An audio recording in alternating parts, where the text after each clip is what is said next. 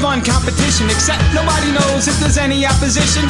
Face so friendly, smile disarms, everything's good, no cause for alarm. Cause I'm like you, and likewise the same. But for you this is work, and for me it's a game. Give a thumbs up if you know what I'm saying. Next round starting, believe that I'm playing. Introduction's not needed, been completed so to speak. Since I always act familiar each and every time we meet. We're not colleagues, you've never even heard of me, but I'm just so polite and you're returning every courtesy. We're a perfect team, racking up a perfect score. Always have my hands full, you always hold the door. Gather info, you wouldn't take control at first. Shoulder surf your folder search so I can find your older work. Water cooler, small talk, conversation, banter. Really I'm just probing while I'm listening for answers. Sure, there's plenty policies, but no one follows standards. Thanks to all the folks who come to Welcome to the social-engineer.org podcast number 36. Yes, 36. Our first ever live streamed podcast. That's kind of interesting for us, so see how that goes. I'm not really sure how it will go. We'll see. Get the feedback. South Africa already hates us. Thanks to their... You're like framing it quite well. I am. I'm negating the frame at this point, right, Huff? So that's, of course, doesn't work for anything positive. So we have a room full of people, which most of you at home can't see, which is really nice for us to see everybody here supporting us. Our 36 podcast is an accomplishment for us, even though the panel's changed a lot over the years. We really didn't think we'd make it this far. Not that we thought we wouldn't make it, but not that we'd actually have more than 3 or 4 listeners, like the people I pay to listen. Eric, listen to this podcast. He doesn't even do it. Eric doesn't even listen to the podcast. That's not true. That's true. So anyhow, this year at Defcon, we had our social engineering CTF and the CTF for kids. Any of the families with kids in here? I really hope not. Okay.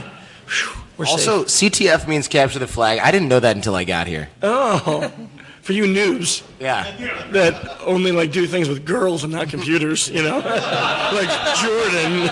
Everyone point and laugh. He only likes girls and not computers. You could get a t-shirt with an HTML5 logo on it, or you could talk to a girl or something. I like HTML5. We know. Shut up. What's your name again? No.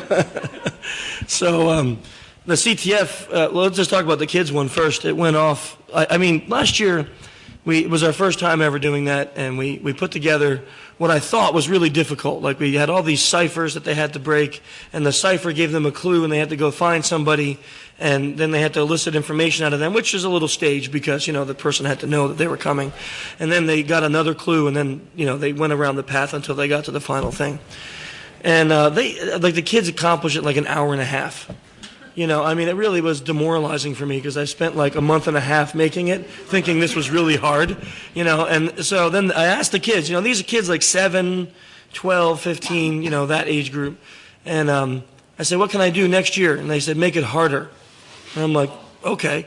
So I go home and I buy a book on DOD ciphers and NASA's NSA ciphers, and I write, it literally took me 4 months. You can ask my wife. I was like a crazed man writing these ciphers out. I at one point, I even had a custom puzzle made. It was a 110-piece puzzle that was our logo. So, the head, how complicated that is. And around the head was a cipher. So you had to first put the puzzle together, and then you had to crack the cipher. and that was one of the final clues. But they had to, this time, no pictures of people. They had to find all different, they had to write a song and sing it. I thought stuff that would be demoralizing, humiliating, and difficult. I wanted them to cry to their mommies, I hate this man. Why did he do this to me? 3 hours in, the kid comes in. He's like, hey, is that it? I'm like, you didn't finish. Give me that packet. And I'm looking at it, and I'm like, what the heck? And I'm literally, I thought I took out every cheating stop because previous year, we had a kid that went and just looked at all the pictures. And he went to each person that was in the picture and said, so you have a packet for me, right? And the people not realizing they were being they weren't, they gave him the packet. So the kid came in 15 minutes. I'm like, I have all the packets. I'm like, that's not the point. Go do the ciphers. So I made him go out and do it. He lost anyway. So, no, I'm sorry if you're listening. I didn't mean that, Mom, Dad. But anyhow, this year I thought I took out all the cheating stops because it wasn't find a person. It was go to a booth or go to this room, and they had to accomplish a task. For the lockpick session, they got a pair of dice. They had to roll the die. One each number indicated the difficulty of the lock. So if they rolled a 1, they had to pick a really difficult lock, and then it got easier as it went up.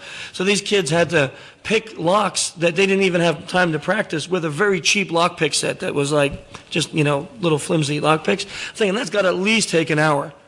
3.5 hours, I got like 2 7-year-olds going, "Excuse me, sir, is that all there is? What do we do after we had the guy call you?" I'm like, "Go home. Leave me alone, because now I'm going to be depressed." And so I don't know what I'm going to do next year. If anyone's got ideas, I'm open, because I tell you that was demoralizing. Over at Black Hat, we have a guy that teaches a cryptography class. Ooh, I should get him involved. Why, yeah. Yes, that would be a good idea. A cryptologist. Any cryptologists in here? No? So we're going to go to that Black Hat guy. Oh, yeah, next year, these little kids are going to be bleeding out of their eyes. That's my goal. Yeah, and I get like all these like top scientists, and to get them in here and be like, "We need to make ciphers that make kids cry." And 4 hours later, I got a gun in my mouth, because that's just, so come up and get, JC, you weren't here? No. At least your wife is a good person. At least your wife is a good person. To you, we love you. My wife is to deal with me. She's a saint. Oh yeah, you're here. So, if you think of ideas, that Pings is a good one, maybe we will get a cryptologist involved, but email me or talk to me. We can use any help for the kids' CTF. Then I'm not supposed to say adult CTF, because they all make fun of me. Nice. How many of you think that when I say adult CTF, it sounds like it's something X-rated? Sounds very Vegas-y. Hands up. Yeah. See? Very small part of the... Okay. Hang on. Very predictable hang on. part of the audience. Very small. And then how many of you think that it just sounds like a CTF for adults? Show of hands. And half of you aren't voting? Really? The other option is adult diapers. You just need to brand it really sexy. So the CTF, the SECTF, we'll just call it that, not for kids. That went off actually really, really well this year. So this was the first year. How many of you actually sat through it for all 3 years? Some of it. Even if you just came in a few times. So the first year, it was really hard. We only had like 1 female compete. And then the second year, we only had 1 female sign up, and she didn't show. So we had none compete. Boo. Yeah, boo, big time.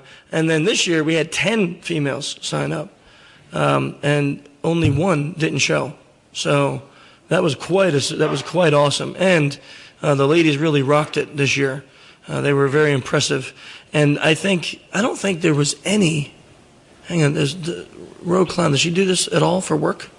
No, so there was none that actually do this kind of stuff for work. They were all unskilled novices, just doing it for fun. And they got up there, and many times our room was like packed, even more than this. And they got up there in front of all these people and made the call and did it, even though they were nervous. And some of them even said later on they had some family problems going on. They almost canceled, but they decided not to. So, a big hand for the ladies, really, seriously.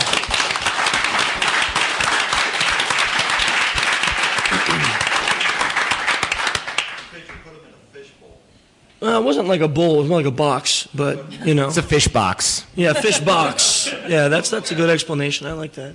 We're going to start that fish box. And we're going to have some of the ladies here. How many were here that competed? Any others?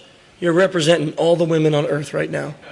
Well, the 10 that competed. But, that's all the women on Earth to me, so that's good. Don't do it, Huff. Okay. So it went off really good. I tell you, we had a speech from Sharon Conhidi that packed the room, and then we had a speech from Kevin Mitnick that also packed the room. So both of those events were pretty cool. But I think probably one of the highlights was, if you were here for this, you saw the NSA director, General Alexander. He called. Well, he didn't call me. Somebody called me and said, "Hey, you need to come meet him in the room." And I said, "No, I'm busy. I'm running the CTF." So can he come to me? And they're like, "Hang on, do you even know what we're telling you? Like the General Alexander, General of the NSA, they're stuttering." I'm like, "Yeah, I get it. Just I'm busy, so And they're like, listen, we're just going to tell you this. When we tell you what we just told you, you're going to stop what you're doing, you're going to come to this room. I'm like, oh, okay. Sorry, guys, I got to go. So I run up there, and I meet the guy, and he's actually really cool. You know, he didn't come in all like garbed out. I didn't expect him to be like in a T-shirt and jeans, and shook his hand, and he said, you know, thank you for teaching kids how to be social engineers. And I was like, well, that's odd. That's not something you hear every day from a government official. You know, I thought I was getting shut down, you know. So if you were in the room, you might have saw we had these challenge coins made up this year. There's only 100 of them. So the monster Secret Service guy standing next to him, I say, hey, is it okay if I give this to the general? And he goes, let me see it. He opens it and looks at it and makes sure it's not like a explosive device. And he says, yeah, you can give this to him. So I'm standing there and I'm waiting for him to come back around, but these little kids that were competing in our contest, they were there and they were talking to him, and he was really encouraging them to continue their cyber dreams and things like that. And it was just really getting late, and I had to come back. So I said to the Secret Service guy, how about if I hand this to you and you give it to him? And he's like, no, it'd be good if you. I said, well, I really got to go. I said, I got like 300 people waiting for me in the room, and I feel like I'm disappointing them. But I said, if you guys want, you can come down and check out the CTF. It'd be kind of cool. And he's like, yeah, I don't think we have time for the schedule. So, okay. So I come back. Everything's okay with that. We're sitting here. Our youngest contestant, female contestant, she's 17 years old. She's in the booth doing it. She's doing a killer job, too. She's really just killing it on the call. And the Secret Service guy comes in and he says, General Alexander will be here in 5 minutes. And I'm like, what? You know, like, he's actually going to come in here. And I look at Hannah and I'm like, hey, Hannah, what do you think? And she's like, can I get out of the booth now? And I'm like, no. I'm like, no, stay. It's good. You know, this will be good. You know, stay in the fish box. It'll be awesome for you. So, you know, we had to pause the call because she was, you know, shaking and getting nervous. And literally it was that point. She ends the call and he comes in. Room explodes. He comes up front and says, good job, son. Keep up the work. And I'm like, what is going on? Am I in Twilight Zone right now? Like, is there going to be candid camera? And then he gives me a NSA Director Challenge coin, which was really cool. Yeah, really, really cool, which I didn't bring with me today because yesterday someone stole some stuff off my desk, and I don't want that getting stolen. So, but it really, yeah, boo to them. I don't know why they would do that. 3 books and a coin got stolen off my desk yesterday. Anyhow, he gave us the coin, shook my hand, just said what we're doing was impressive, and it seemed like he knew more about it than I thought he would, but he is the NSA, so I guess he probably hearing this right now, right? Hi, General Alexander, you know. So, and then he called Hannah up, and he interviewed her, not interviewed, but just talked to her a little bit, encouraged her, said some nice things about what she did on the call, and, you know, asked her how old she was and what she was doing. And he spent, what do you think, guys, 5-10 minutes in here? Yeah. You know, a good 5-10 minutes. He asked me how we score, which was, you know, I left my brain, and I just started talking to him like a normal person. And I say, well, you know, we assign targets to our contestants 2 weeks before, and we let them do information gathering on the web, and they write a report, and then they come here, and we score them based on the amount of information they gather, and then they win cool prizes like spy things, like pens with hidden cameras. And I'm like, well, not like spy things, just like regular pens with no cameras in it. And he just laughs, and he like pats me on the back. And I'm like, I'm going to get my warrant, you know. And that's when he was planting the GPS device on me. He was doing this, you know. Yeah, when I go to the airport, no, I don't want to go to the back room. Please look. So, anyway, that was like one of the coolest things that happened to us here. That's awesome because you said they give out 5 of those coins every year. That's what someone told me. I don't know. That's what someone in the room said. So that's said. like the head of MI6, the president, for some dude in Russia who's his counterpart, and you, and then like some other schmo. Okay, that really makes it sound weird. Right? Yeah. I'll be like, hey, Obama, what's up, man? Look, got the coin. Yeah, you know. High five. You know. Yeah, and so, you know, the room just this year was kind of, we had Sharon Conhedy, we had Kevin Mitnick, we had the General Alexander, we have Paul Wilson was in the room. You guys know the BBC, The Real Hustle, from the UK. Not the American version that kind of wasn't as good, but the Paul Wilson was in the room a few times, so that was kind of cool. Oh, Paul's here. He's awesome. Yeah, there's Paul, everybody. Hey, welcome, Paul Wilson.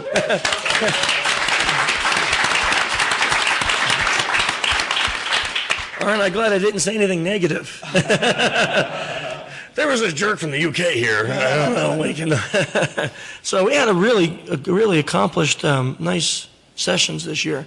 The only problem we had is a little bit of tech issues, but just the calls ended early because we didn't have companies to call after like 3 or 4. You know, and the time zone change makes it difficult. So what we need for next year is some of you guys to go back to your companies and convince them to be willing targets. Or to just work later. Or Yeah, call but- people in Hawaii because there's 3-hour difference. Alaska.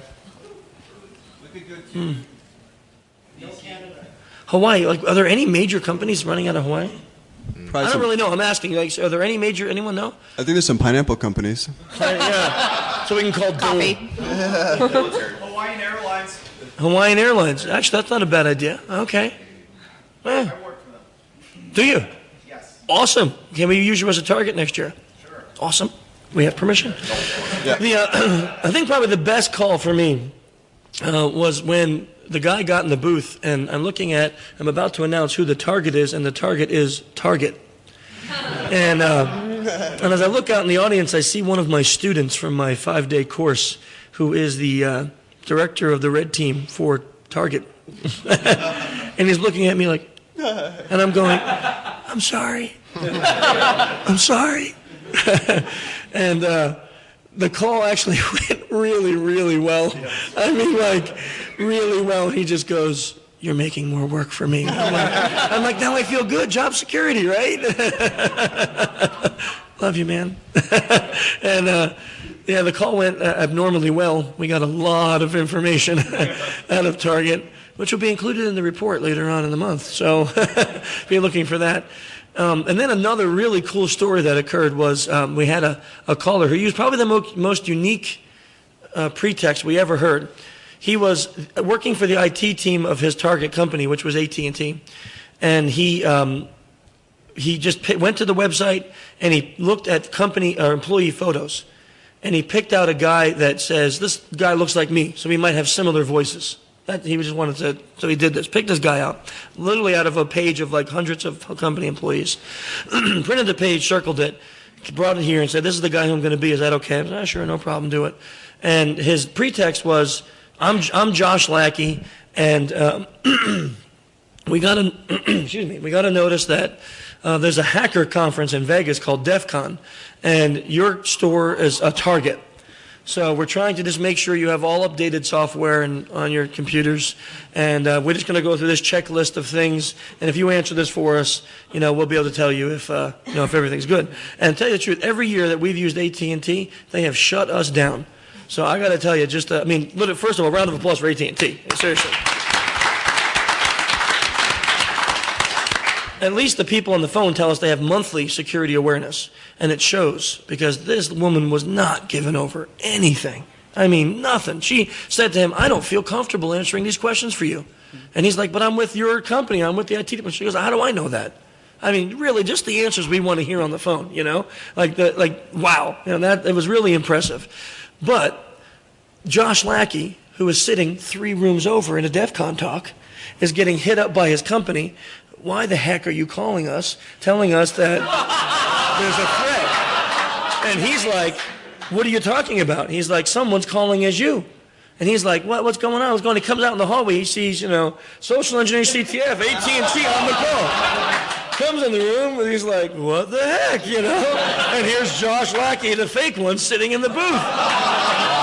So we got a great picture of the fake and the real Josh Lackey together. I mean, literally, what are the chances of that happening? I can't even do the mathematics on that, but that was pretty cool. And he was cool about it, too. He comes in the room with, 2 big guys, and the dude, I'm like, it's him. Yeah. It's all that guy. And he's like, I don't know what's going to happen, but he was really cool about it. So that probably was some of the cool stories from DEFCON this year so far that we've had. What else can we tell about? You were here, Eric. Well, I really feel that pretext would have worked with any other company. Yeah. It would have been a smashing success. I would like to see it. in another Yeah. company. Because I Me honestly too. thought the way he was going, and she was validating him. She was like, thank you for calling and telling me this. We didn't know. Wow, we don't want to be a target. Thank you so much. And the way it was going, both of us honestly thought, she's just going to give him everything. And then as soon as he said, what's your operating, are you updated to Windows 7 or are you still on XP? She's like, I'm not answering that for you. I'm like, wow, went from friendly to shut down. So I got to see that one next year on a less security-minded company, which is like any other company on earth. So besides AT&T, which seems to always shut us down. Maybe we'll do it on Target. Yeah, no, we're probably not going to. Oh, hey, there's the fake Josh Lackey right there. Fake Josh Lackey. He's fake Josh Lackey. So we got to get that picture if we can for the. Yeah, we got to get it for the site because that's a great story from Defcon. I think also a testament to AT&T is his second target shut him down in almost exactly the same way. So a lot of times when you call one person, you might have one response, and then you'll call another person, and you'll have a completely different experience. But in this case, that wasn't true. The two people that he called shut him down. Yeah, that is true. And this is also from a person who has experience in doing this. So we expected a little bit more out of AT&T, but they got shut down. Another one that really shut us down was ExxonMobil. Man, they had a great program. They weren't answering anything. I mean, I think we got one flag just out of, I don't remember how she did it, but it was like just getting some form of agreement, but that was it. The person on the phone was like, I'm not answering any of these questions. So we had some really nice results as opposed to other years to see that companies were not willing to give over information. It was pretty nice, pretty cool. Anyhow, that's the DEFCON stuff. What do we got as far as updates? We always do that first. What's going on in the world of ping? Black Hat. Black Hat 15 is finally over. It was over on Thursday night. It was a really successful event. How many people? Over 7,000 people checked in. I think last time I checked, which was Thursday morning, was like 7,005. Nice. So that's up 22%, I think. Wow. Really good numbers, really good response. I haven't looked at the feedback for the briefings, but all the training sessions were excellent. And yours is one of the highest rated ones. Yes! I did not know that. Of course, I paid every one of my students to give me straight fives, That was an expensive thing, but I wanted to get invited back next year. I do have a cool story from my class before we let... all the guys, they took the sign, the social engineering sign that you guys made. Yeah, I wonder where that went. Yeah, we went to collect them all. Yeah. We're like, it's gone already. And all the students signed it and put a little note on the back thanking us for the class. And then I took it like a big card and shipped it back home. Going to frame that pig. You can't have it. It's ours. You can keep it. I'll take it out of your honorarium. Oh, crap. That's like a $12,000 sign probably. All of a sudden.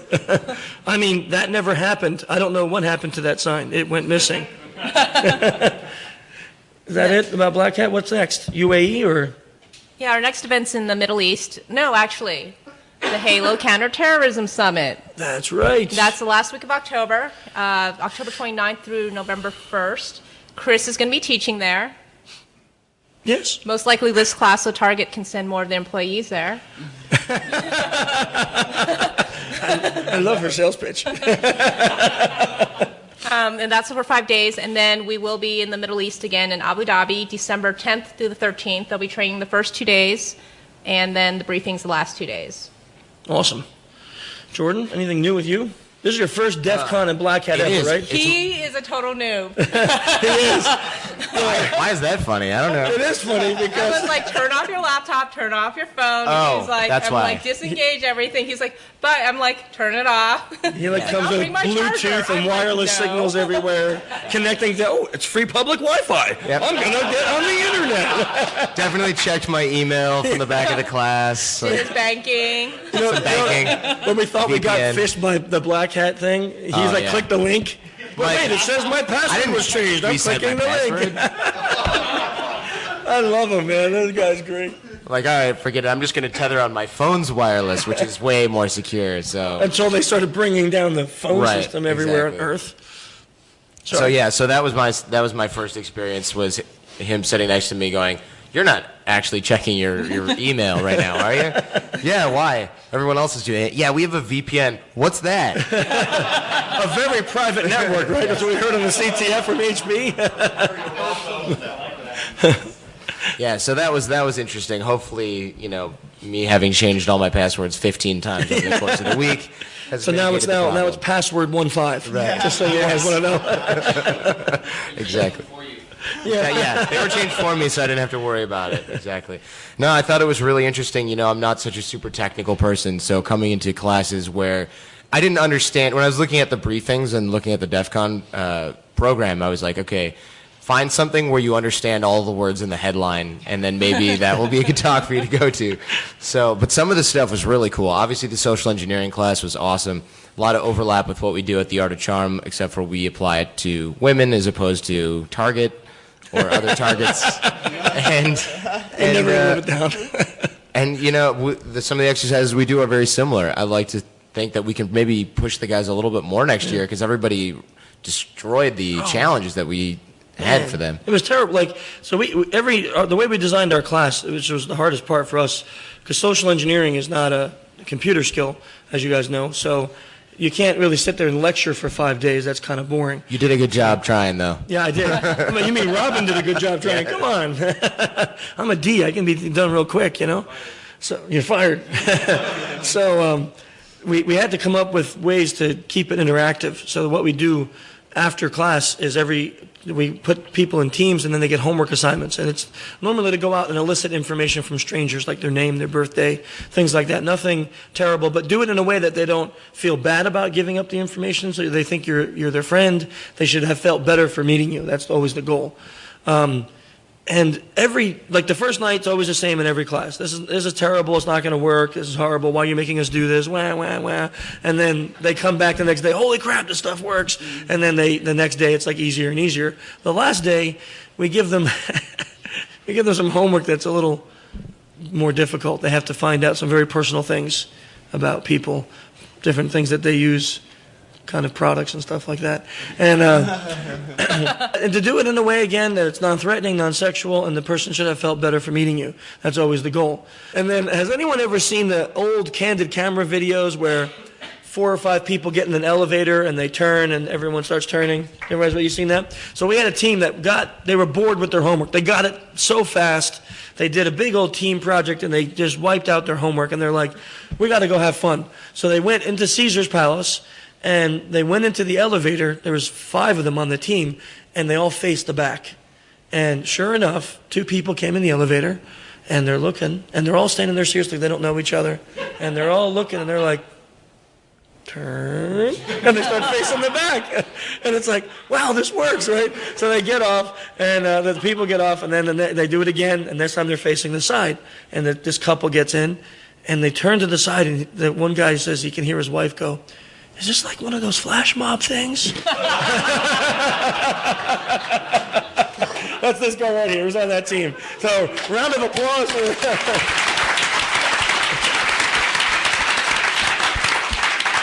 some of the most ingenious stuff we've seen in class so far. That was pretty slick.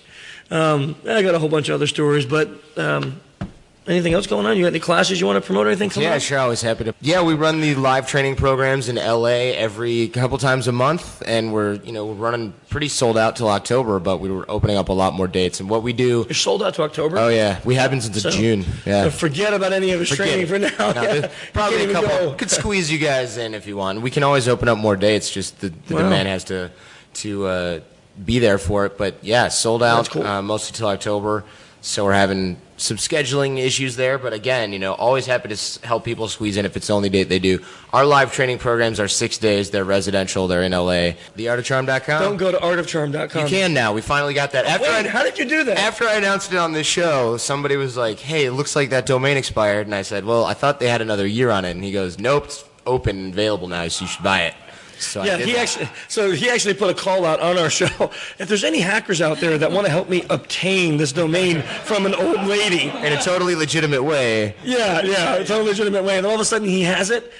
Come on, guys, what did you do? The sketchiest part is, if you want to play conspiracy theory, I found out that lady passed away like the week I bought it. So hopefully whoever hooked me up, it was just a coincidence and not one. Not like Coincidence. I see their domain is about to go clear. Okay. Hey, Jordan, I love you, man.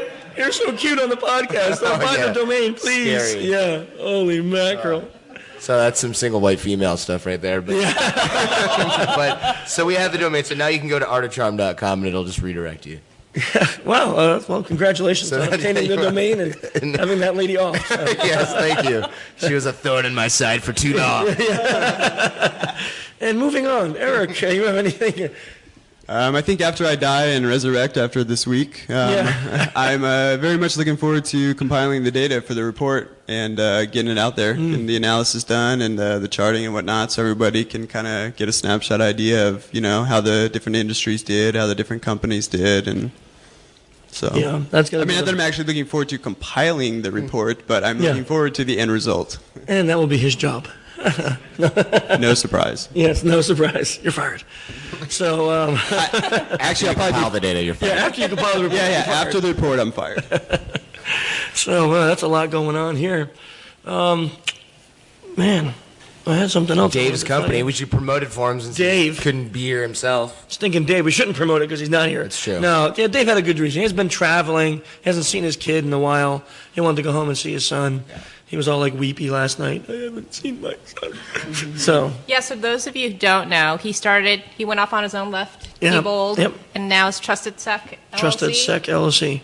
So if you need some consulting work, you might have to wait 2 years. Yeah, he is like so busy. It's unbelievable. He left Diebold and like had work piled up. So really, really glad for him. He's really doing well, but he just couldn't be here with us today. He's sorry. He said, I was supposed to give everyone his love. I don't know what that means. Yeah. And I'm not giving everyone Dave's love. Kind. Yeah, I'm not doing it. Just not doing it. It's yeah, I get it. He misses his kids. His kids miss him. Your kids are probably your kids are grown. You can go in my place and be like, Daddy, you got better looking. What happened? You're no longer a fat slob. Yeah, I'm like a little Mario. Self-deprecation. I wasn't saying that about him. I mean. So anyhow, I want to thank a few people because this year at Defcon, I don't know, if for those of you who have come multiple years, you might have noticed that there was a lot less stress this year. And yes, whoever said that. Things went smoother. There was a lot less problems technically, and everything just went off with a hitch. We had some real good help. We had Nick H is his Twitter handle. He was our tech and sound guy.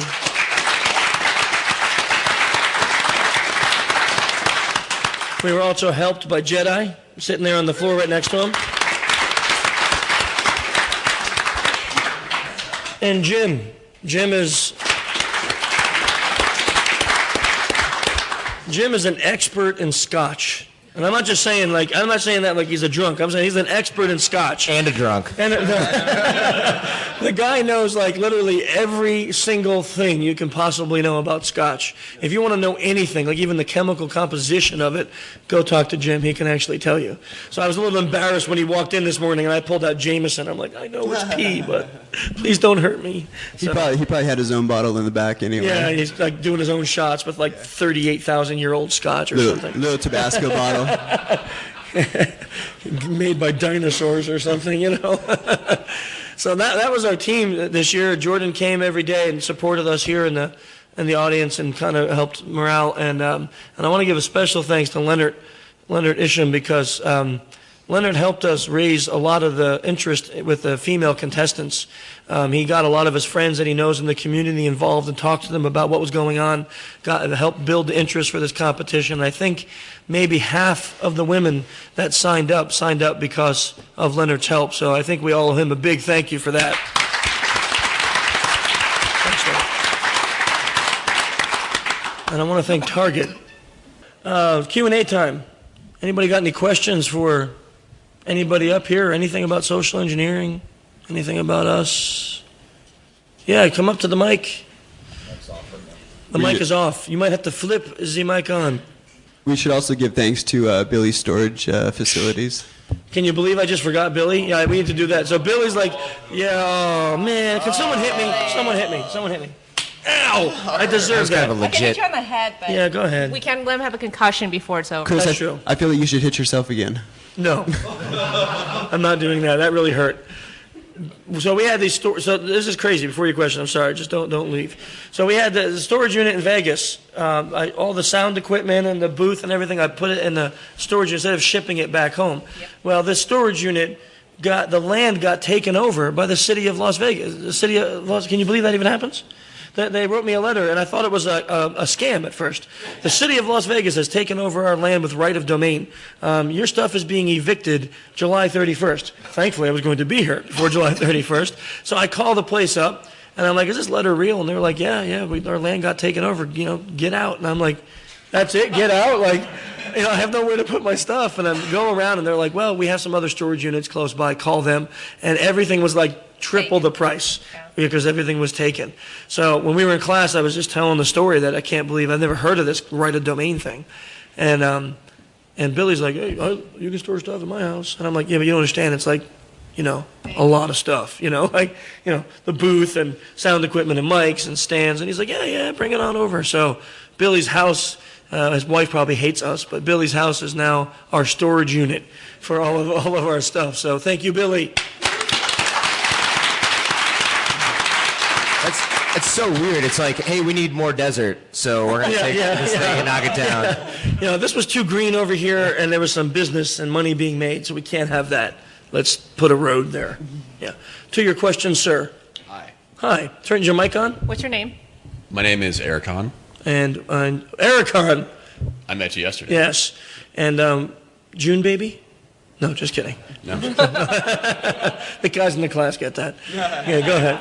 My question is thought exercises for social engineering training for employees when they get in a conversation with somebody they can't verify or that might be running a scam.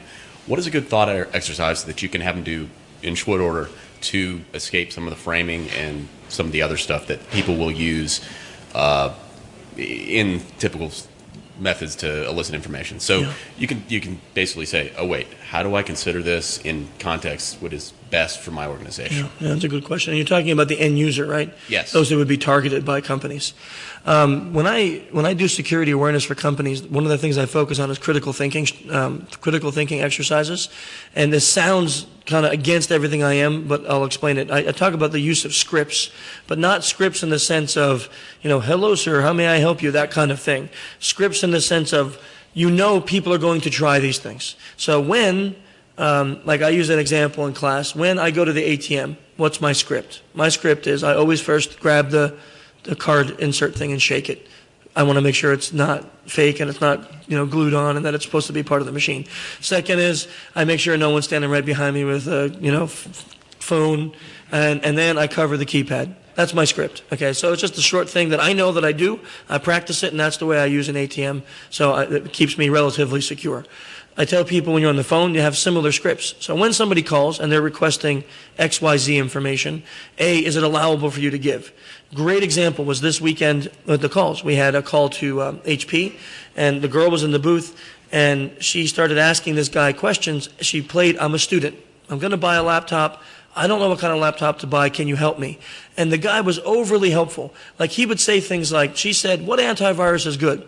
Well, at home I use Norton, and at work I use Norton 360.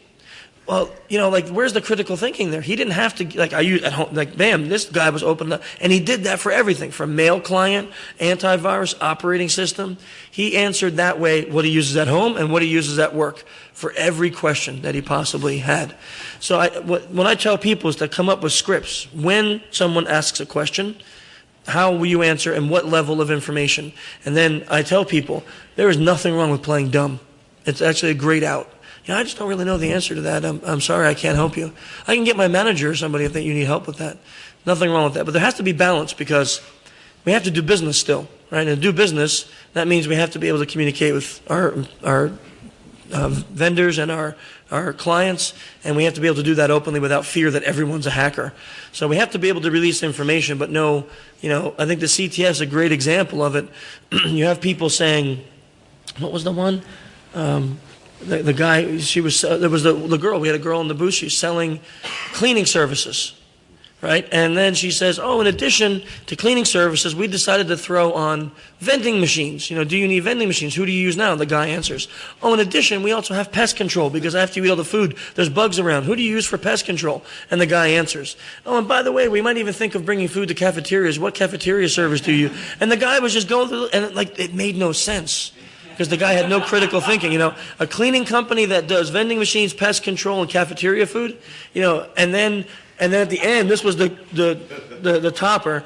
We also were thinking of adding a security guard service to our clientele. You know, how would you feel about hiring us to be your security guards? And the guy's like, right now we use ADT or something, whatever.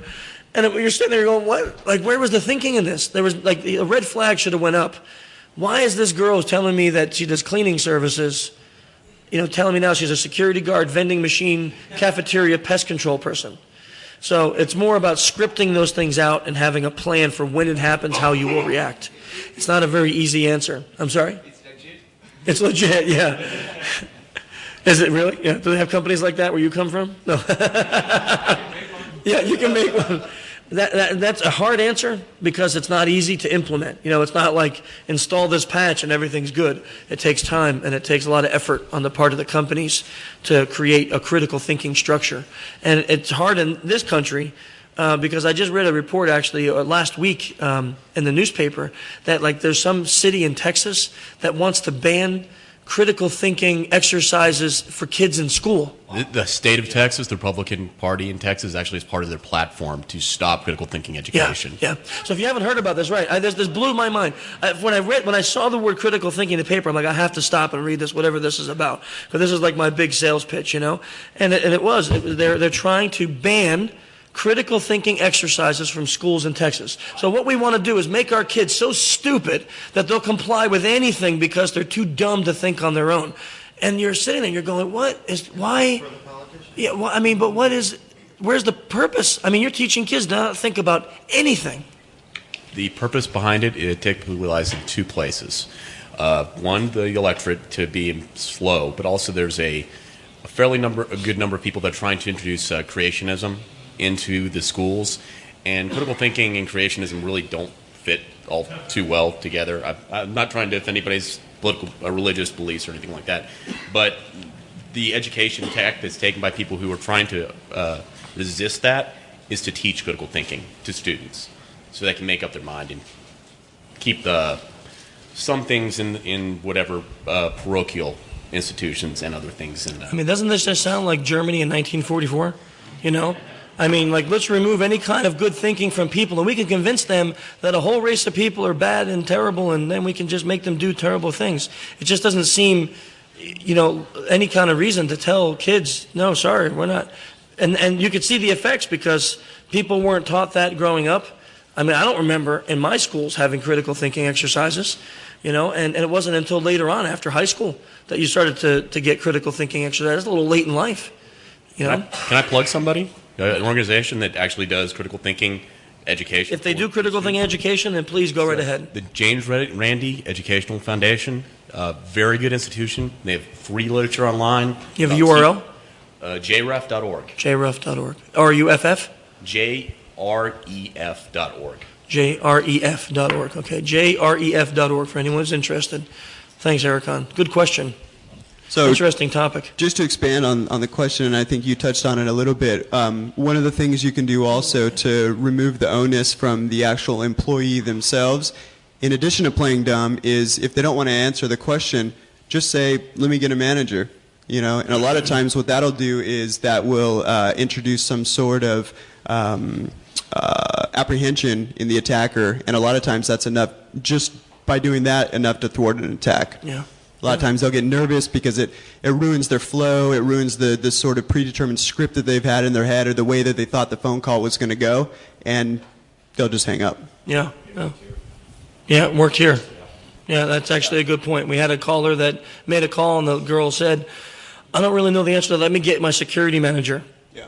As soon as that happened, caller got nervous and hung up. Yep.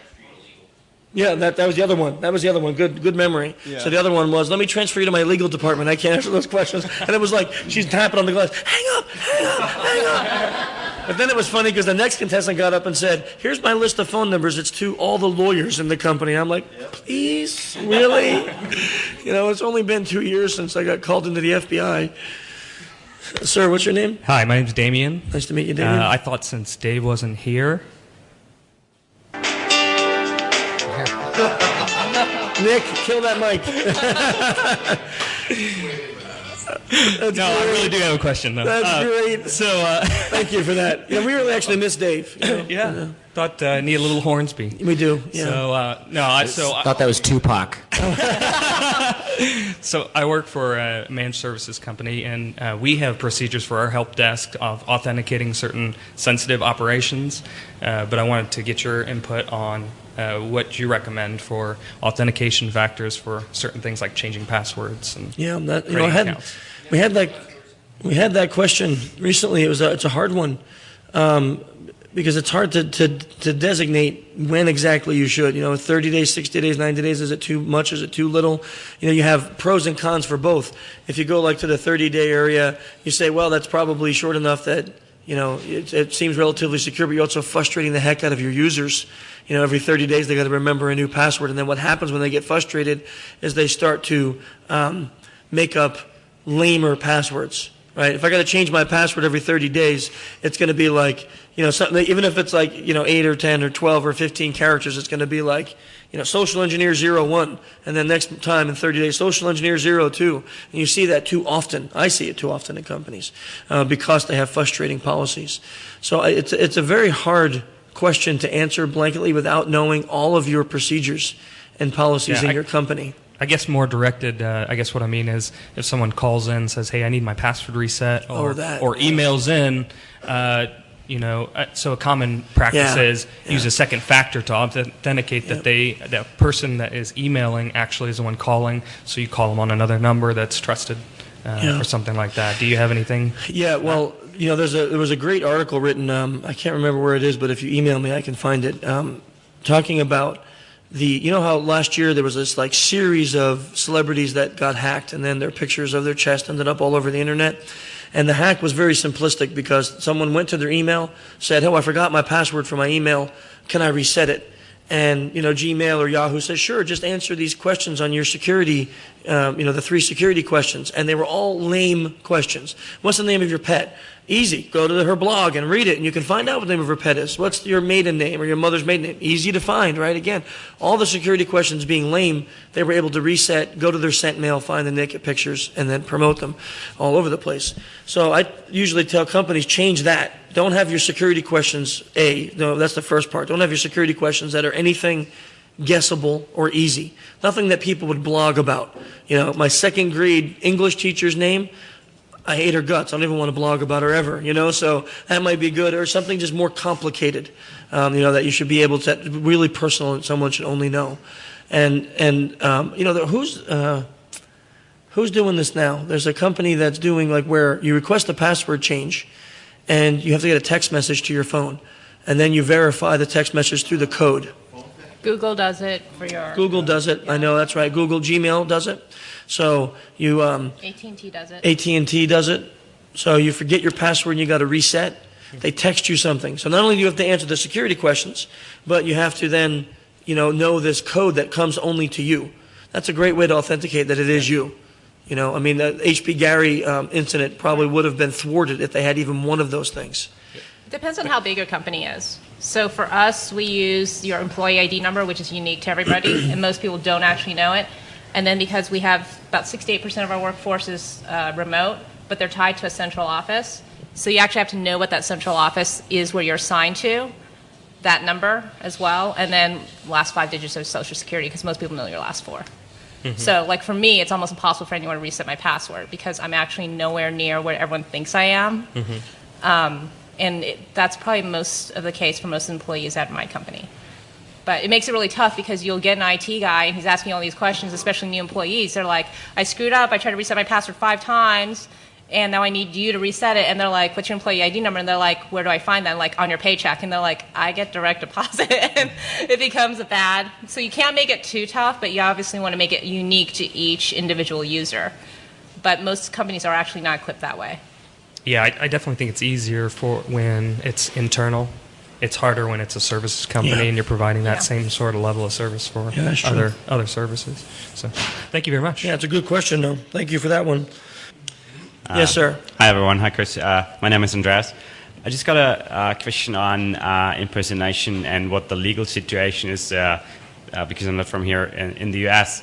And the reason is, yesterday we've seen someone obviously impersonating someone from AT&T Security to get internal information.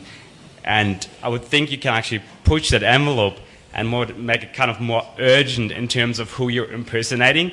So if you go up like in military, I don't know what, government, and impersonate someone, NSA or I don't know what, and say, we've got an urgent situation, we've got a security issue with yada yada, you can think up some pretext. Is there a limit legally in terms of... Yes. Yeah, where, there's a big where limit is that there. in this country? Anytime... Because Sharon said, obviously, Sharon go also ahead. pointed out in the UK, obviously, there's a lot of limits and legal implications of what you can do, but that seemed to be less than what it is here. Yeah, there is less. And working with Sharon before, she's got some really weird limitations. Like there's a law in the UK that you can open a drawer on a desk, but you can for a pen test, but you cannot look inside.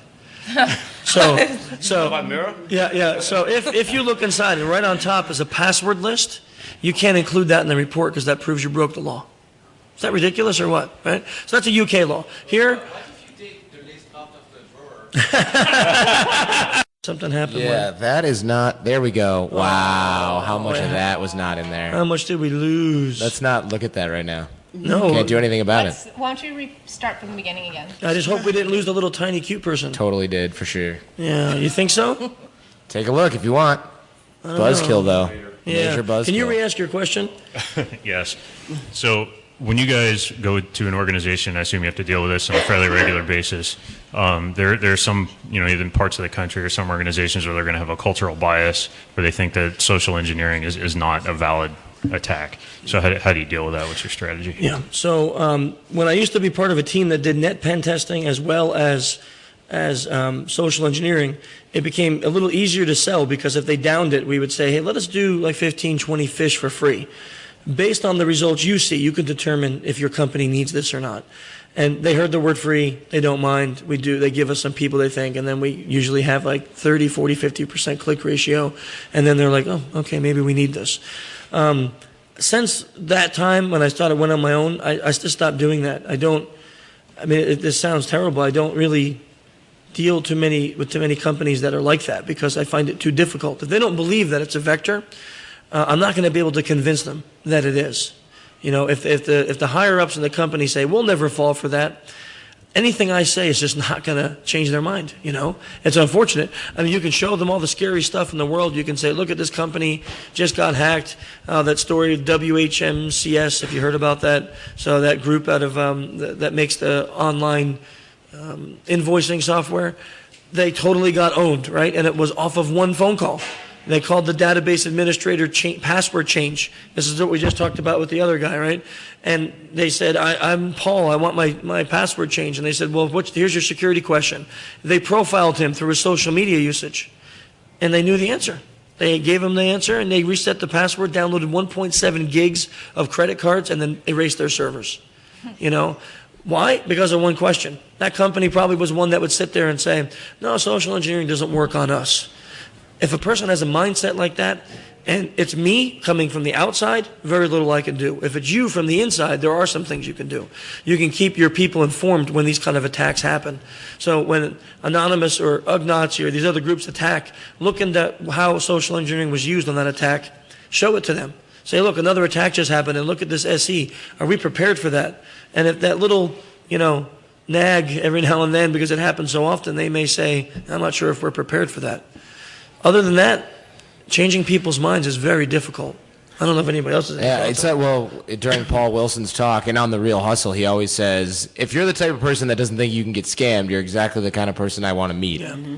And he just says it with a really cool accent, though. Yeah. But it's true, because those are the best targets, right? Is somebody who's like, this stuff's not going to work on me at all. There's no way. Because then their guard isn't even up for it, because they don't even count it as a threat. So, yeah, that's a bummer. Thank you. I think another way to get the point across is make sure the head of security is sitting in the room when you call his company in the CTF. That's true. That works really well, too. That's a really good point, Eric, because I fully expect to get hired by Target to do a pen test sometime soon. Sorry, just clear my throat. Speaking of getting hired by Target, have any of the companies come to you after the CTF and asked for more analysis of what went on? Yeah, that's a really good question, Billy. The first year we had 3 companies call us afterward, and I was really, really nervous because Just don't name them. I'm not going to name them. Just don't name them. Not going to. They called us and wanted to know how we got it, what the pretext was used, and what information we got in specifics, because we don't release. Like, we release information that we get, but we don't tie it to a company. So we don't say, like this year when the report comes out, it's not going to say Target gave us this, because that, to me, that's bad business. We shouldn't do that. So what we say is, here's the flags we got, but we don't name it to a company. We say overall. 10 companies called, here's the flags we got, here's the percentage, bam. So these companies called and wanted to know what we got. We gave them the report minus the contestant's name and the name of any targets that were obtained. So even if we have a first name, we call and someone says, hey, this is Billy, how can I help you? We out of our notes, all that gets wiped. We tell the company we do not give them any details on their employees or our contestants. And if you're cool with that, we'll give you all of our paperwork. If you're not cool, take a hike. And, basically we're getting free consulting. Because I don't want anyone getting in trouble, whether it's a contestant or the employee. To me, firing an employee because they fell for a social engineering scheme is the dumbest thing you can do. That person right now is the most secure person in your company, especially if they're told that they fell for this scam, right? Now they're afraid to do anything. They're probably not clicking emails from their mom. That's how scared they are. So we don't promote that. The second year, we had 5 companies call us out of that. Yeah, we promoted it. We put it on the site. I say it on the podcast. Logan at social-engineer.org. If anybody that was called wants more information, email us. My cell number's on the site. They can call. We don't reject any company that wants more info. And the one that I can talk about, because they gave us permission, was Cisco. They really were cool about it last year. They called us, and they really wanted to know, and he blogged about it. So he said, you can talk about this openly, because we're going to blog about this conversation. And the one guy had this great deal. The way he did it, he called and he said, I parked in front of your building and it was near a dumpster and the dumpster rolled out and hit my car. I know it's not your liability, so I want to know who the dumpster company is so I can call them and claim. And the security guard gave the company, and that was one of the flags, and it was really effective. And Cisco was very, very upset about it because they have 2 policies. One, every dumpster is in a locked container. And they're all behind the walls, not on the curb. The security guard should have known that. And the fact that he didn't think about that, they were like, how did you get him to answer? He goes, this is actually one of our training points in our social engineering awareness class. So we're curious how you got that. So we were more than happy to help them. They blogged about it. They actually gave us props and said that, this was really cool because we helped them fix an issue. I'm like, that's kind of cool to get that kind of props, right? Free consulting for them. Now I'm like, now hire me for a real pen test, Stinking. Hey, Paul, we have a question that came up that we can use your help on. Would you mind coming to the mic? So a question was asked about pre-texting as law enforcement. And we know that we've seen you do it on your show before and stuff. And I don't really know the legalities of it. Yeah, if you can, jump on there and let us know how do you do it? How can you pre-text as law enforcement without getting in trouble? If you get caught, you're going to get into trouble. You do it on camera. We do it on camera. We have a camera crew there. We tell law enforcement kind of what we're doing. We have them behind us most of the time. But it's one of the most powerful things you can do because people comply naturally with a badge or a supposed badge. And I've shown people pictures of my kids and pretended to be the cops, and they think they're looking at a badge because of the situation. But it's really powerful, which is why there are severe penalties for people to do it, to abuse that natural situation. But when I talked at Cambridge, they had a really good point about how suggesting that you should challenge that situation would have a serious impact on society if you can't comply with law enforcement because you think it might be someone trying to scam you. And that's a genuine problem. But you just have to know what the limitations of the situation are. There are certain things that I would do if I wanted to con you that a police officer would never do. Trying to chase someone, I need your car. Cops never do that. All right. Only in the Bruce movies. Willis does that. Yeah, exactly. Cops don't In the do movies, they do it. So there are lots of problems with it, and I think a lot of it's down to of establishing the situation, making sure they are who they say they are. If you're in any doubt at all, just call the local police station. Mm-hmm. But in most situations, if it's real, you don't really have time to do that. The police just have to be aware that if there's a problem with this, which I don't think there really is right now, there's not a wave of gangs pretending to be cops. But if there is a problem, they have to accept that as a situation. And if they are asking something that's extreme, they should expect to be challenged in some way, unless it's an emergency, in which case, do what you're told. And Now, what about, I think it was one of your episodes, or maybe we were talking about when you pretexted as the guys who pick up the money, right? The money, what do they call them? At the bank drop? Yeah, the armor guy that comes in the armor broken, truck. so he's standing out there with a bag and a helmet. Is that the same? Is that the same? Is that legal troubles for you, or a pen tester, let's say, if they were to do that? Well, what that is, that's just a uniform giving them way too much information. They're accepting it right away. So they see the uniform. We don't tell them very much at all. We just say, you've just got to put the bag in here. And that's it, done. They accept what they see way too quickly. Now, in the UK, I think more than here, we have something called a yellow fluorescent jacket. And it's this bright yellow thing with some white stripes on it. And they give it to council workers, they give it to security staff, they give it to all sorts of personnel. The minute you put one of these things on, people will do what you tell them. So if you put that on and stand in a parking lot, you can direct cars to anywhere. Oh, talk to that guy, he'll valet park your car. And that's my friend. So people accept uniforms a little bit too quickly. And that's what's happening if someone puts on a pretend police uniform. I can tell you that you should be dubious of the police in certain countries, and you should research that before you go there. I was in Beijing, and I had a couple of problems with fake taxis. But we went for a long walk one day, and I came across 3 stores that sell everything you need to make your car look like a police car. Wow. 3 of them, with the lights and the flash down the side, everything you need. Did you stock up?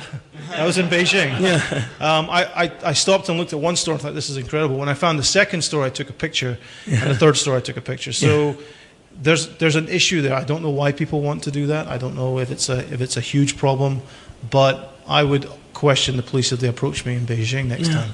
I don't know how far I'm going to get, because it's China. Yeah, but you might not be back here next year at Defcon. So I like China. I'll stay. Yeah. I might not have any choice. Yeah, that's interesting. That answers the question really well. So I think it's the same here in the States as far as if you pretext as law enforcement. It's a big no-no. I mean, you're just going to end up in prison. Yeah, and I think the penalties should be severe, because there's an element of trust from saying that you're a police officer. Yeah. But I would also argue that if you are a police officer, you have to maintain a level of professionalism that might be recognized as being missing in a certain situation. And I'm not entirely sure that always happens. I think we've seen enough video in recent times of people abusing that. But generally speaking, people can get a sense of who they're talking to by the way they comport themselves. Yeah. And, I hate to say this, but I can probably act like a better police officer than some police officers, but certainly not all. If you're listening to this, for God's sake, don't arrest me. Yeah. But there is a thing that, we know what we expect, and a con artist gives you what you expect and then abuses the situation. Yeah, thank you. That really does help with that. Great guy who asked the question. You in here? That's good, right? Thanks, Paul.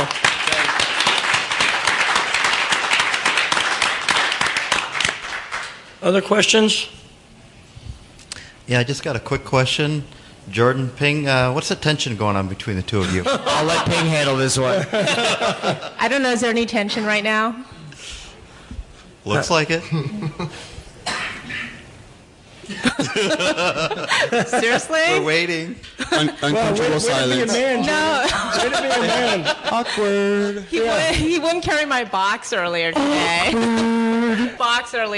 And I was like, "Are you seriously?" Did not ask me if you could carry it, and he was like, "Yes, Jordan." I was carrying a big bag of badges that she gave me. She goes, "Can you carry this?" And Isn't she that had already part had the of the art of box. charm? Like how to be a gentleman? It is. Like what is this? I mean, is your class teaching like treat a woman like dirt and then she loves you, hey, jerk, let's go. She totally set me up for that this morning too, because it was like, carry this bag, and then she has this box, and I'm like, oh, all right, okay. And then we get downstairs, and she goes, yeah, you fail. You fail right now. I will stick up for Jordan on one thing, because this is a great story. So Jordan, he knows it's his first black hat, first Defcon. He wants to fit in. I don't know how he figured this would help. And Ping says, hey, get the Defcon and black hat symbol shaved in the side of your head. So this is Jordan's been on the podcast for a while, and I've never met him. and she sends him the artwork. So go get this shaved in the side of your head. He goes, and then he's like all proud of himself. I listen to Ping. I got to look at this. And then he comes in, and Ping's like, you look so stupid. You look so dumb. Why would you do that? She's like, but you told me to do it. He's like, hey, you look so dumb. Then you look in the mirror and you look like a moron. And he's like, to be accurate, it was his idea, but I didn't stop him. And I did send him the logos. And it was like 50-50, right? And then you said, oh, wow, I hate that. Yeah. I did. That's absolutely true. I mean, what a way to rip his heart out. So anyway, I'm not diffusing the question. I just was curious. I guess Leonard's curious. Our listeners are curious. I don't know. Next year it'll be binary in the side of his head. I don't know 01001. I don't know how to deal with Jordan because he's a normal person, and most of the guys I deal with are a little bit Asperger-like. And they do this thing where they stare or they follow you around, or they're very insistent about, let me get your number, let me get your email address. I'm thinking, wow, if you can't find my email address, there's something really wrong with you. But he's very well behaved. All the guys, including Dave, who's not here, and Eric, and Eric and Chris. Chris is generally well behaved. Generally. Generally. What do you mean generally? I'm always well behaved. So I noticed that you have changed this to the Battle of the Sexes this year, as opposed to the adult CTF. Is there a particular reason for that? I think Chris had intended, he always wanted to be a little bit more equitable because, of course, this field is male-dominated. Yes. And the problem is there's a good number of women that are very skilled at this. Who are very skilled at it. And SE is a soft skill, obviously, and everyone can use it, utilize it. And it kind of seems a little bit sad when it's like 99.9% of the men participating. It just seems very one-sided. It does. And it feels kind of manipulative in a way that's not intended, because there's 99.9% of the industry. Well, 95% of the industry is probably male-dominated at our level anyway. So I think that's why he wanted to change it. Well, I mean, most people, when you think my mind's not in the gutter, I guess. Adults 21 and over, right? No, that's a good point. But I mean, what Ping is saying is right. I mean, I met a lot of women that do this for work and are very successful at it. But you never hear about them. You never read about it. All you hear about is all the guys that do this. I don't know why that is, but I thought, man, is there any way that we can possibly, not that we can affect the whole market, but is there any way that we can try a little bit to affect it and showcase that women are just as good as guys at this, and that when you put a girl in the booth or on the phone, she can be just as effective. We had quite a few women that stepped up to the plate this weekend that really kicked it out of the park. I mean, Stephanie over here, she just nailed it. Her call, and I was mean to her. I put her up like you were one of the first, right? Yeah, so that wasn't very nice of me. But I had to do it to somebody. So, I didn't know that her husband was going to come and like totally wreck his call and like do amazing at it, like the poor company, Target. That guy left, but he went home to call his red team and begged them for mercy. But she probably got some good help, whatever, but she came in and did awesome. And every woman that got in there this weekend showed that the skill level is just as good between guys and gals, and that there really is no difference. We had guys get up there and totally get shut out, either because they were nervous or the company shut them out. We had girls get up there and get totally shut out. And we had guys get up there and clean house, and we had girls get up there and clean house. There was no difference in it, but I just didn't think the market saw it. And then we did a poll. We had it up there for like 6 months about if who does the market think is better at SE, women or men.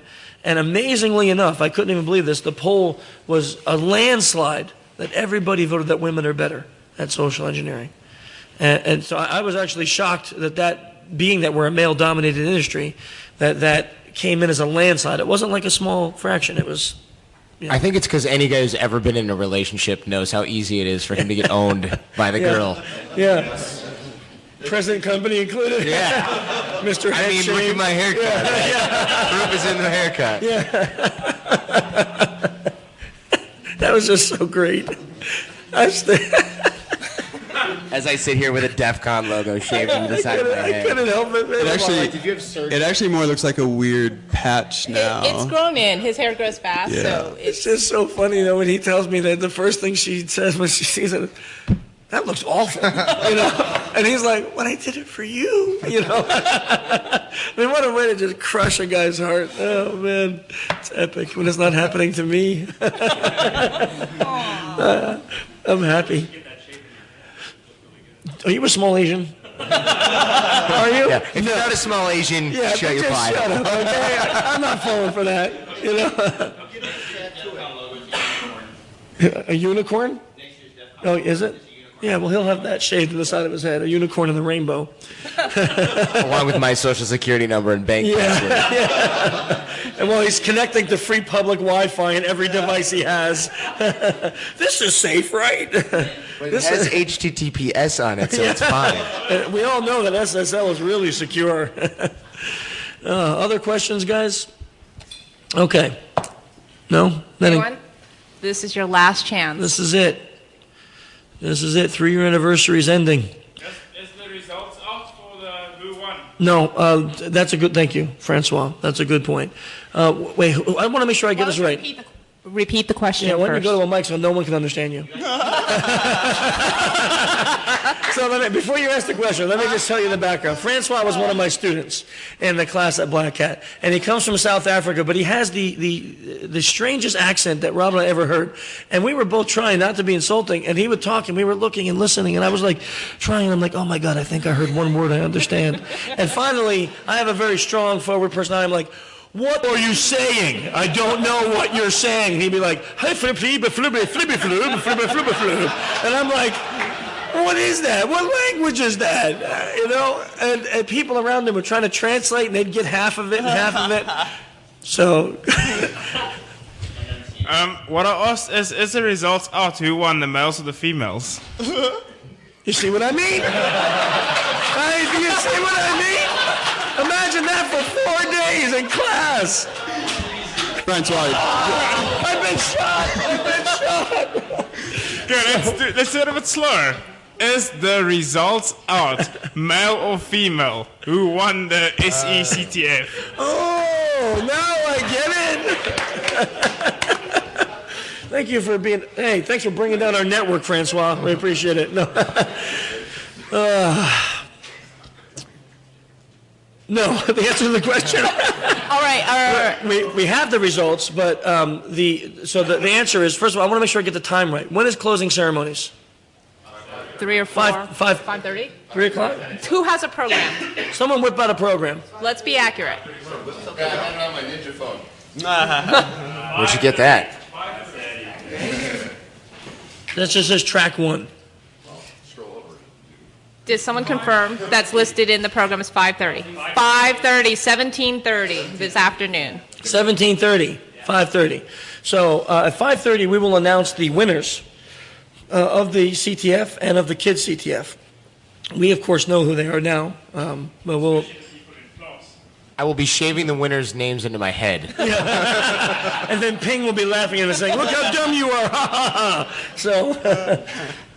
Yeah, you'll do it. Oh, So- I totally laugh. Yeah. I totally laugh because it kind of hurts his proud ego a little bit. Actually, not. He's too confident to actually let it hurt his ego. He actually is, but So it actually makes it more of a challenge for me to find a way to bring him down. the annoying thing. Looking forward to that. It's really hard, actually. The annoying thing about Jordan is that he's confident but not arrogant, so it's annoying. Yeah. Because you actually can't help liking him, because normally someone's overconfident, it's easy to hate them, especially when they're good looking and they know how to talk to girls and stuff. So I want to hate him, but I can't, because he's like, yeah. Hey, Chris, you're ugly. Smile, Winky face. Yeah.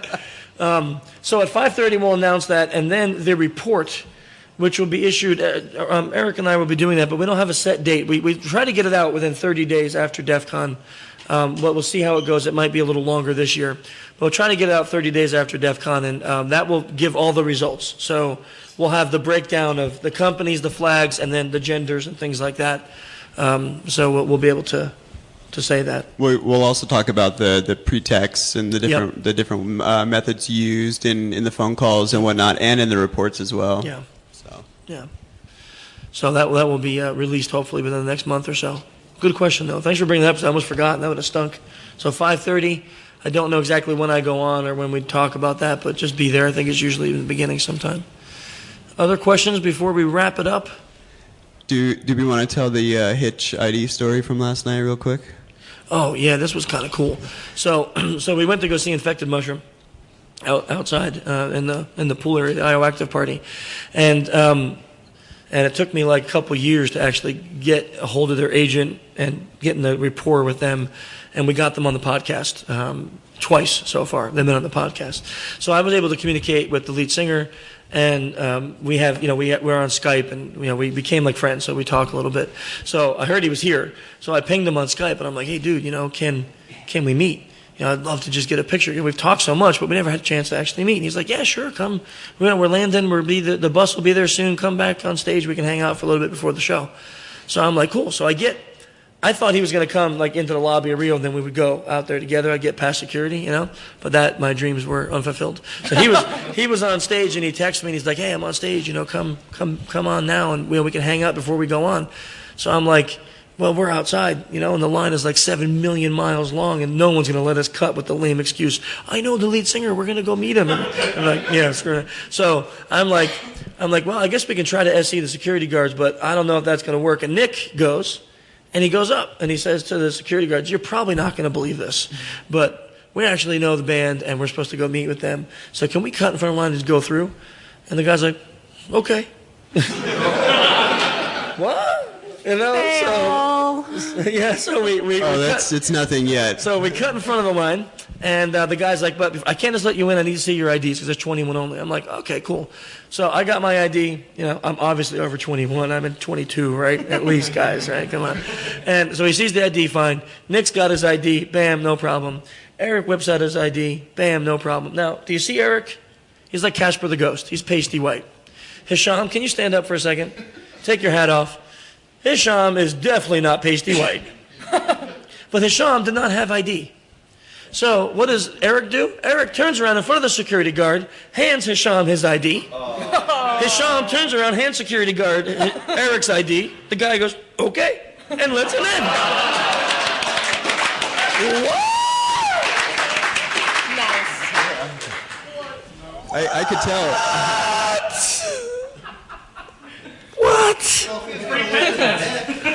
So I'm assuming that all he was looking at was the date and not the picture. It was just to see if we were over 21 because free booze was being given and they couldn't have any under 21s in there.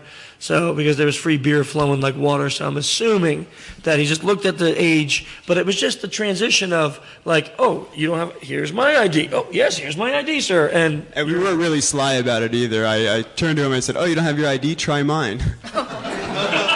And he did. And it worked. And there's an obvious difference. I mean, yeah, big beard, accent. He's not pasty white. He's not Casper the Ghost. He's, That was a pilot program of those schools, is enough thinking. Yeah, they're from Texas, obviously. That's what you get when you're from Texas. You can't even read ID. Sorry, if anyone's from Texas, there goes 23,000 listeners. Yeah, we hate South Africa and Texas. Yes. Wait. And holding a knife. And we love Texas. Texas is awesome. Everything's bigger and better at Texas. Sharper. Apparently. And sharper. And scotch tastes good. Yeah, for me, scotch used to taste good. Nice. Yeah. Anyhow, as we end our miserable 3 years in existence, yeah, no more questions then, I guess. We'll end it there. But I just want to thank you guys really seriously for joining us. for this and for keeping us going for 3 years. Really, we didn't know what the heck we were doing when we started social, and we didn't. And I know it shows. We didn't know what we were doing when we started socialengineer.org. We didn't realize, what it can turn into. I didn't have a plan of writing a book and starting a course and doing all this other stuff. So the fact that it actually worked out and we got people that follow us and support us is humbling. So we thank you for that. Guys, again, thank you so much, and happy anniversary to everybody.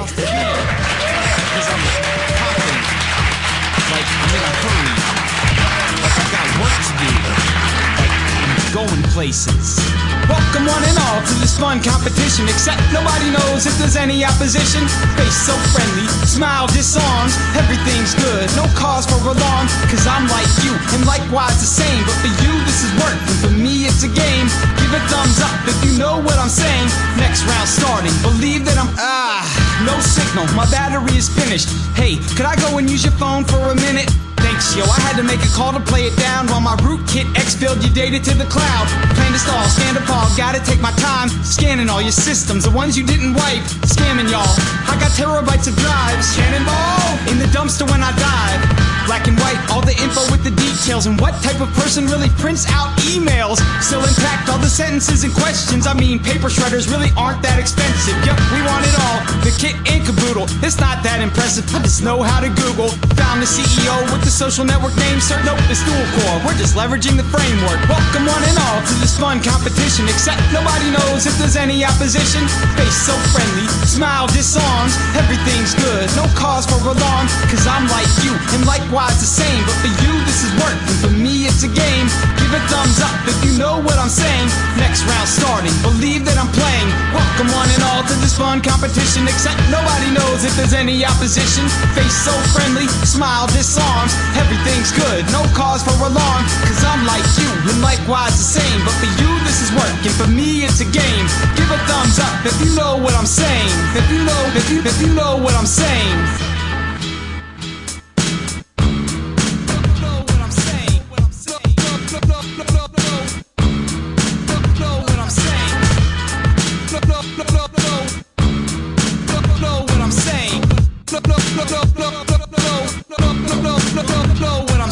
Welcome one and all to this fun competition, except nobody knows if there's any opposition. Face so friendly, smile disarms, everything's good, no cause for alarm, cause I'm like you, and likewise the same. But for you this is work, and for me it's a game. Give a thumbs up if you know what I'm saying. Next round starting, believe that I'm playing. Know what I'm saying.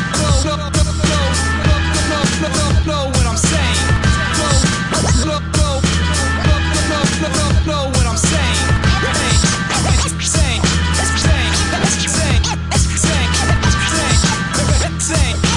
Give a thumbs up if you know what I'm saying.